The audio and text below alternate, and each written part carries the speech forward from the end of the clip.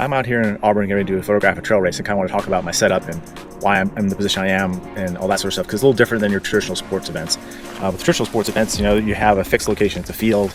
The field is generally the same. Yes, there are variations in terms of size and the background, but generally the field is the same. With running sports all the time, especially with trail running, it's different every time. And that's part of the appeal for the runners, not in terms of competition, but also the photos they want. So that's something to think about, and my approach is going to be a little different than traditional sports. Traditional sports, yes, I want to tell the story, but a lot of times, let's be honest, unless you're at a professional field, the background's not really that interesting. So you're already trying to isolate for impact, for action anyway. But here, there are times I want to isolate, but people want to have memories of where they ran. Right? Sometimes they pick certain races for the challenge or the scenery, and so I want to make sure I'm telling that story. Now I can't be everywhere on the trail, but I can pick something that is a good story point or something that tells a good story. So one thing I did is I scouted this trail out a couple weeks ago beforehand to pick out a location. This is the location I picked out because, as you can see behind me, it's pretty cool that the runner's gonna come down this trail here and come around and go downhill, and you got a nice valley in the background, and it's pretty scenic. Now, here's the thing that happens a lot of times is that I don't have a choice in where the sun is. The sun is going to be directly backlit. So what do? So you can do a couple things. You can do what a lot of people do now, especially with modern camera sensors. You just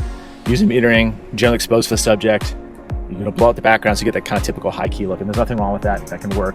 But sometimes you want something different, and I prefer to have a background that's really nice as well as I can expose. So what I'm going to do in this case is use a flash. So the thing with a flash is also, you can use high-speed sync. I think a lot of people think, I should use high-speed sync. The problem with that is that it really cuts down your power, and with an on-camera flash like this, it's almost unusable except for really, really short distances, and you're gonna burn out the battery really fast, and not to mention put a huge strain on the flash itself.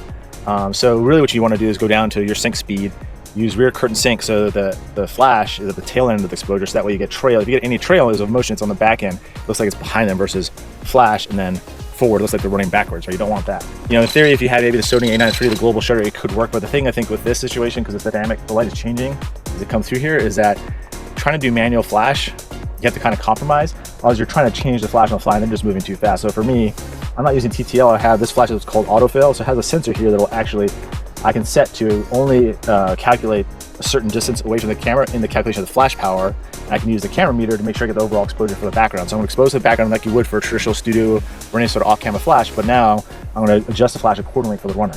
So that way I can get a much better overall exposed image where, hey, people can actually see the background, not just this blown out or really over high key, overexposed, and they can still see the runner. So just want to kind of share that. That's something a little different. It does require a little more technique as far as your autofocus. You got to be on par, especially with the runners coming directly towards me. That's the most difficult tracking for any sort of camera because it's constantly racking the focus. Whereas if the person's going sideways, even though we have to pan very fast, in terms of the autofocus, it's not working that hard. So you really make sure you're on point with your autofocus and know what you're doing, and try to be really steady with your camera, and that way you can get some good photos. It's just going to look different than what you're used to. Not everything in the scene will be frozen. The runner, if you do it right, should be frozen and sharpened in focus, but maybe the legs will show some blur, or the hands, and then especially when the runner comes here and it turns sideways, you'll probably see the background be a little blurred in the photos. But for me, it provides a much more interesting photo because it won't be just blown out. Now, what will be a challenge, of course, is the sun. The sun's going to keep on rising. It's going to be in my picture for some of the shots.